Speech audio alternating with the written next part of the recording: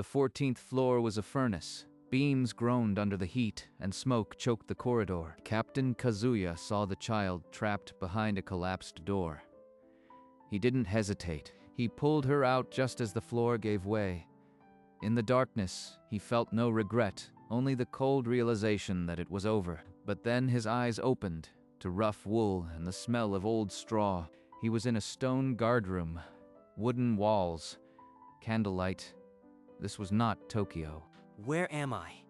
This isn't... I was just in the fire. Stumbling outside, he found a city built entirely of timber. Houses crammed together, thatched roofs glinting in the morning sun. And at the edge of the square, the charred bones of a recent blaze. A great fire had swept through just weeks before. No fire breaks, no hydrants. This whole city is a pyre waiting to ignite. His hands still smelled of smoke from another world. And at that moment, Kazuya understood, if he did nothing, thousands would burn. That brewery pump, hand-cranked brass piston. It pushed ale meters high, waters thinner. If he could rebuild it here, rig a nozzle, and seal the barrel, he could spray water onto the blaze. All night he sketched, adapting the design into a twin-handled engine that 2 men could operate. At dawn, he walked to the docks, where men waited for any work that would pay a few coppers. You want us to haul that cart and tear down buildings? On whose orders? The cities. If we don't, the next fire will kill everyone. Your families, too. Silence. Then, one by one, hands rose. Marin, solid as a ship's beam, nodded. They dragged old ale barrels and scrap brass into the guardhouse yard. The forge glowed. Tighten the seal. Any leak. And we lose pressure when it counts. By sunset, the prototype stood complete. A brass hand pump, a promise of water, not buckets. Hook men forward. Pull together. The wall falls as one, or it falls on you. Faster, lads. You let a woman outpace you? They practiced on an abandoned warehouse, tearing down walls to create empty space. At the bell tower, Kazuya rigged a rope from the bell to the watch post. City elders watched and scoffed, madmen playing with hammers while honest merchants paid taxes. Let them laugh. Fire doesn't care about taxes or pride. For 3 weeks, they drilled until the movements were muscle memory. Captain, the men are ready. We'll break a fire in half the time any bucket chain can. But when will the first fire come? Tonight? Tomorrow? The waiting gnaws harder than the flames. The bell tower stood silent. In the unlit streets below, the tinderbox city slept. Kazuya's hand rested on the pump. The iron bell split the night. 3 tolls, merchant quarter. Kazuya rammed the pump cart through the courtyard gate. Fire on Gold Street. Marin, bring the hooks. We halted at the spice market, or we lose half the district. 20 boots hammered the lane. The cart took a corner on 2 wheels, barrels sloshing, lantern light painting the timber facades gold. Ahead, a sheet of orange climbed a thatched roof. The wind screamed through the alley, feeding it. Heat that Kazuya remembered from another life. Those 3 workshops, we pull them now. Tear out every beam. Marin's team sank hooks into the rafters. Muscles bunched, ropes creaked, then the first wall collapsed inward, dragging the fire's hunger with it. At the pump, men heaved. A thick stream blasted from the nozzle, soaking the leading flank, steam billowing as water met flame. We've carved a break. The flames are turning back. Keep that water coming. The sun rose on a black scar where fire would have feasted.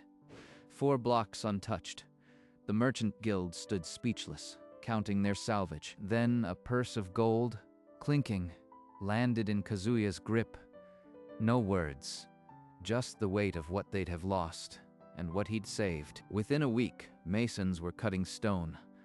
The first cistern, a vast underwater reservoir, rose in Market Square. Marin, every district gets one. When the next spark catches, we'll have water in the streets, not just buckets on shoulders. A proclamation went out. No more thatch within the inner walls. Teams of tilers worked the rooftops, and property owners grumbled. They'll curse you now, but they'll sleep through the summer without waking to embers on their pillows. In the palace library, a scribe named Aldous recorded the changes. His ink-stained fingers paused over parchment. This was unprecedented. A watchman turned city planner? The king will want to see this. 3 days later, a royal summons arrived at the guardhouse. Kazuya broke the wax seal. The king had heard of the fire brigade. Either he approves, or I've overstepped so far I'll be sharing a cell with the people I arrested for arson. The throne room doors swallowed him whole. Marble pillars, golden light, and at the far end, the gray-bearded king. King Aldrich leaned forward. One gesture, and Kazuya's fate would turn on the next words spoken. You were a night watchman. Now you command men and water like a general. Who taught you this? No teacher, your majesty. Just the memory of a city that burned too many times. Then let memory be your title. From this hour, you are Fire Lord, charged with the city's flame. Your word is law in fire matters. The words hung in the marble air. A title invented on the spot, unprecedented in the kingdom's scrolls. Within the hour, Aldous was at the new brigade hall with a mason and a chisel. One word to outlast us all. The chisel cut deep. Genius. Gold leaf filled the groove, catching the afternoon sun. A title and a word. Both can be burned away. It's the water in the cisterns that matters. Yet in the merchant quarter, behind shuttered windows, a different kind of heat was rising. Eyes that counted losses now counted Kazuya's power. The Fire Lord had enemies he did not know, and they had already begun to meet. In a silk-draped chamber behind the Spicer's Guild, Guildmaster Halden poured wine for 3 men whose faces never appeared in the public rolls. Every fire this Fire Lord prevents is a season without rebuilding contracts. Our profits are ash. The agreement was silent. Nods, a purse sliding across oak. Before midnight, a hooded figure slipped out the back gate. In a rat-rustling tavern cellar, Halden found the man he wanted. Torben, a rat-catcher with scarred hands and a surgeon's knowledge of oil and wick. You'll burn the Fire Lord's reputation. One fire where his cisterns don't reach. Make it look like his failure. Double my usual fee. And no questions if a few nobles' warehouses catch as well. Halden paid double. He didn't flinch at the price, only at how easily Torben agreed. Later, in a dark alley, Torben poured oil into a clay jug, stoppered it with cloth, and lit his fuse. His flint sparked once, twice. The rag caught, and a hungry glow spread across his weasel face. The city slept. The Fire Lord inspected his cisterns, and in the eastern ward, the first arson fire began to breathe. The bell tower shrieked again. The eastern ward, no cisterns, no tile roofs. Kazuya's brigade arrived to a wall of flame. There's no water source. We'll have to pull the whole row now. Marin's hooks bit into timbers, but the fire was already 2 streets wide. They were losing. By dawn, 20 homes were cinders. The fire had halted only when it ran out of fuel. In the ashes, a fishwife shrieked, "Where was your precious Fire Lord?" Others gathered, faces twisted with loss. Burn patterns don't start from one point. Someone lit multiple fires. Look at this residue. Oiled rags, not a cooking fire. This was no accident. Captain, I found this jug. It still stinks of lamp oil. Kazuya's jaw tightened. The title he'd just earned was being burned away in a single night. He would investigate quietly. Whoever did this had a reason, and he'd find it before the city turned against him. 3 nights later, a warehouse blazed in the southern district. Another oil-soaked blaze, another place without cisterns. The brigade managed to contain it, but not before half a street was ash. These fires aren't random. They're targeting gaps in our system, and they're being timed. Fire Lord, the people are frightened. They ask why your grand promises haven't stopped the burning. No promise can stop a torch, Guildmaster, but I'll find who holds it. Halden's smile never wavered, but his entourage of merchants murmured about incompetence. Fire Lord, my own scribe tells me of your success, but the streets tell another story. Explain. Your Majesty, I believe these fires were set deliberately. Give me time, and I will prove it. The king granted a fortnight. Kazuya left the palace with a deadline sharper than any hook. That night, he and Marin spread the map again. marking the next likely target. A trap was their only hope. 3 nights later, on a moonless street in the Cloth District, Kazuya's brigade crouched in the shadows. The bait was set. Marin, no movement until we see who lights the match. A cloaked figure slipped from a narrow alley, a clay jug swinging at his side. Kazuya knew those scarred hands. Torben doused the warehouse wall, his flint sparking. The oil ignited with a hungry whoosh, but the fire leaped faster than expected. From a second building, a child's scream cut through the night. If I chase him, these people burn. There's no choice. Save them first. The brigade smashed through the door as flames licked the upper floors. Inside, 2 families were trapped. Kazuya carried out a sobbing child. Marin followed with an elderly man. They saved everyone, but behind them, the fire consumed the warehouse, and Torben had vanished into the smoke. By dawn, the streets were filled with jeers. The Fire Lord had failed. The arsonist was still free. After the mob scattered, Kazuya returned to the blackened warehouse. The fire had taken everything almost. Captain, under the collapsed beam, the arsonist dropped something when he fled. A brass oil flask, not a cheap clay jug. A maker's mark. Someone with coin ordered this. The rescued families, still shaking, gave their account. A weasel-faced man with scarred hands, his cloak reeking of oil and smoke. Scarred hands. Same figure I saw flee. He's the torch, but someone else is holding the fuse. There's only one brass forger in the lower wards who uses that mark. I know the shop. Kazuya turned the flask over in his palm, the first real thread in a tangle of ash. Then we follow the brass. Whoever bought this flask knows who hired the arsonist. Outside, the jeering crowd still called for his head. Inside the charred shell, a new fire had kindled. The hunt. Fail once, and the world calls you a fool. But this trail is still warm, and I am not done. The brass forger squinted at the flask. He remembered the order, a custom piece for an oil merchant named Elric. Elric supplies half the underworld's lamps. He'll have a list of every torch for hire in the wards. They found Elric in his shop, surrounded by barrels of pitch and oil. One mention of a royal writ loosened his tongue. Give me a name, or I'll have the guards check every barrel for unpaid tax. The name fell like a hot coal. Torben, a rat catcher with scarred hands who rented a cellar beneath the old tannery. That night, Kazuya pressed himself against the tannery's damp wall, ear to a loose stone. Voices carried from below. Halden's paid triple for the grand finale. When the Guildhall and the King's Terrace blaze, the Fire Lord's head goes straight to the block. Halden, the guildmaster. He's been the spark the whole time. Now he plans a fire that will consume me and the king. Your Majesty, the arsonist answers to Guildmaster Halden. Their next target is your own throne room. Let me set a trap. The king pressed his seal into hot wax. The trap was law now. The Guildhall would become the stage for his reckoning. In the shadow of the Guildhall, Kazuya's brigade and a dozen royal guards pressed against wet stone. The night held its breath. No one moves until I give the signal. We catch him with the oil in his hands. A hooded figure emerged from the mist, hauling a heavy clay jug. Scarred fingers curled around the stopper. Torben set the jug at the Guildhall's timber corner, unspooling a fuse. The flint sparked once, twice. Now, he's lit the fuse. Torches flared. The guild doors burst open. Marin led the charge, hooks swinging. The trap snapped shut. Surround him.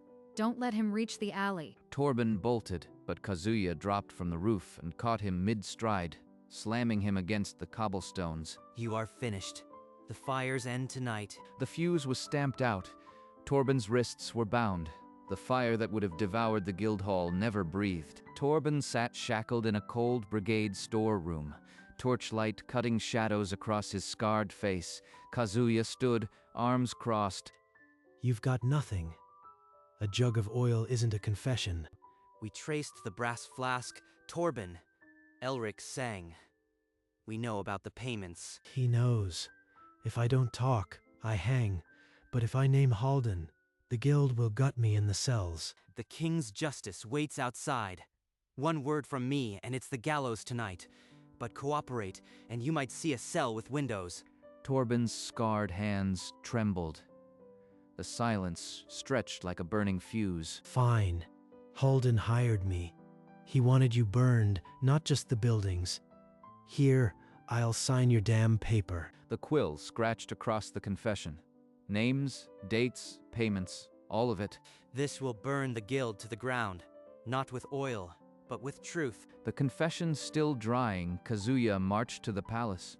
By sunrise, the king would know everything. King Aldrich unrolled the parchment.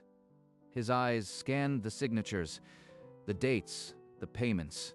The silence was worse than any shout. This filth plotted in my city. The guild master himself. Bring me Halden in chains. Minutes later, the throne room doors crashed open. Guards hauled Halden, his finely sewn cloak torn, his composure shattered. Your Majesty, this is a farce. The Fire Lord forges documents to hide his own failures. The arsonist's hand signed every page. We caught him mid-strike. Oil in his hands, your name on his lips. The king rose from his throne, voice like a winter gale. Halden, you are stripped of title and guild for attempted regicide and mass arson.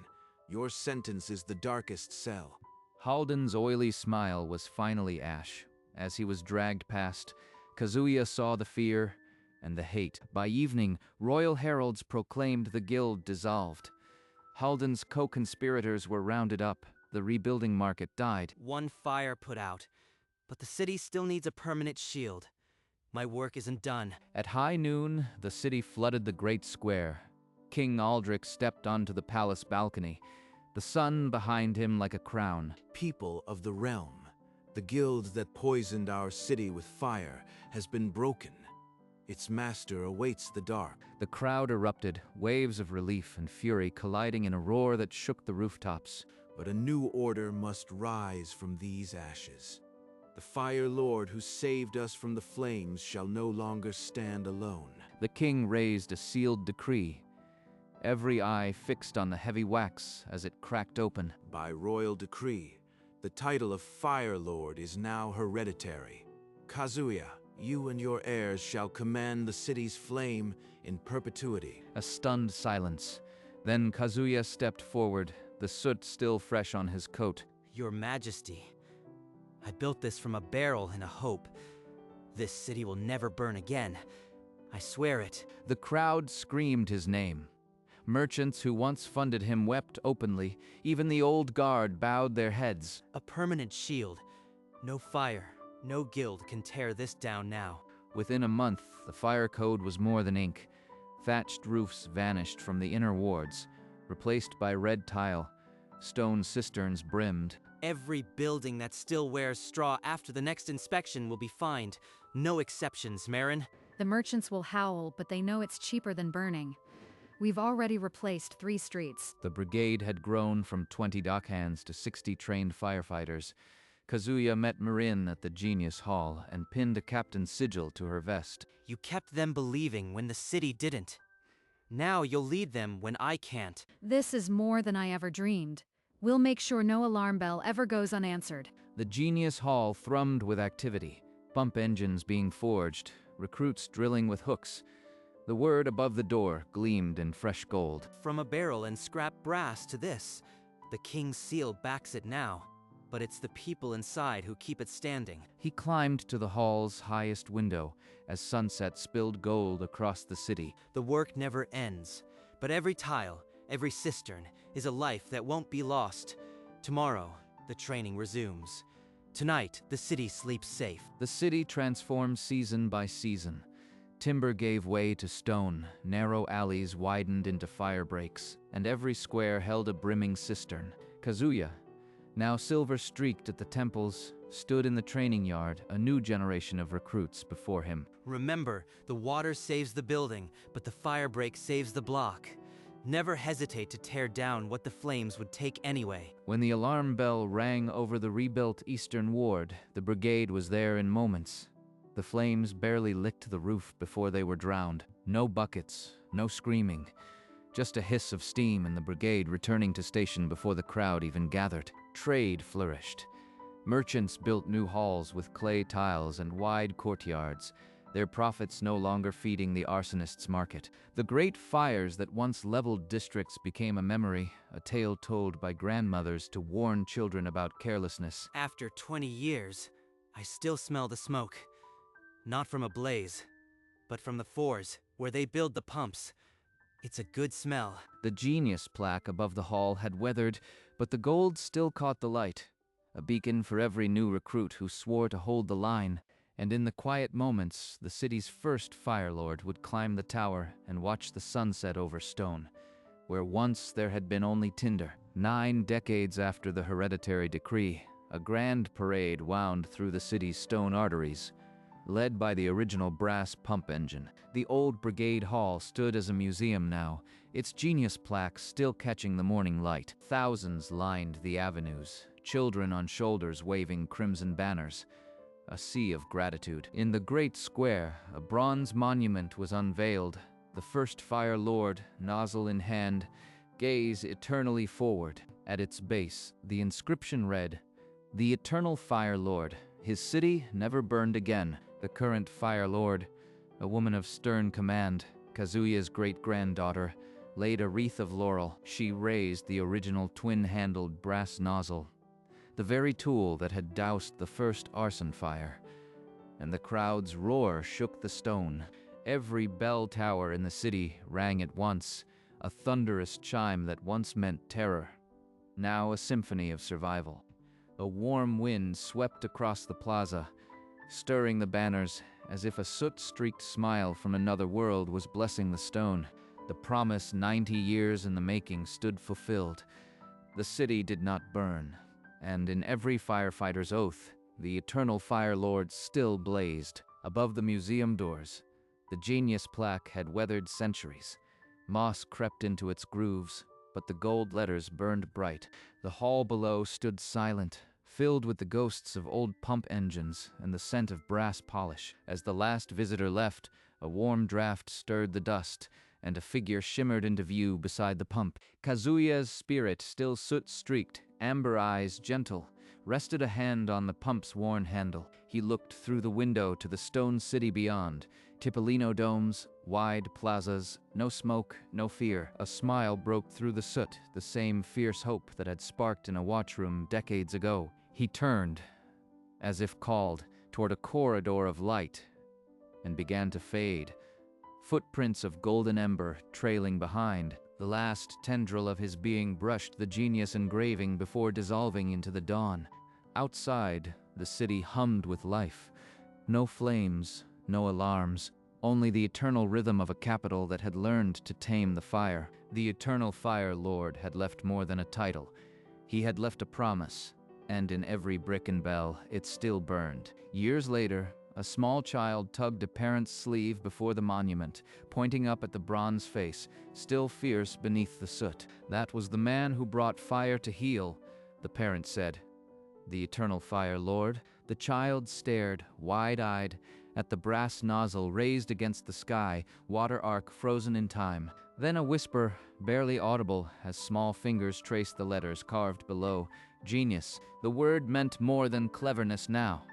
It meant a city that breathed easy, a fear that had been extinguished. The parent lifted the child, and for a long moment, they simply looked at the bronze hero who had once been a stranger in a burning world. In the stone, the soot seemed to gleam, as if the memory itself refused to fade. The city went about its day, markets humming, cisterns brimming, children playing in courtyards that had never known a cinder. And on the highest tower, the bells stood silent, not from neglect, but from a promise kept so perfectly.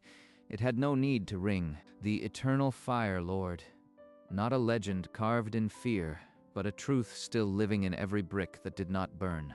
And so the city stood, decade after decade, its stone a monument to a promise made in ash. The great fire never returned. Not because of magic, but because one man refused to let it. In every station across the kingdom, the word genius hung above the door, not as boast, but as reminder. Generations of Fire Lords trained under that word, their oath sworn before the original pump. The cisterns never ran dry, The bells rarely tolled, and the fire breaks grew into grand boulevards. It was said that on quiet nights, if you listened near the old hall, you could hear a whisper of command, pulled together, echoing from the stone. But the truth was simpler. A stranger from another world had looked at a tinderbox and seen a future, and because he acted, it became a future where children grew up without fear of the flame, the eternal Fire Lord.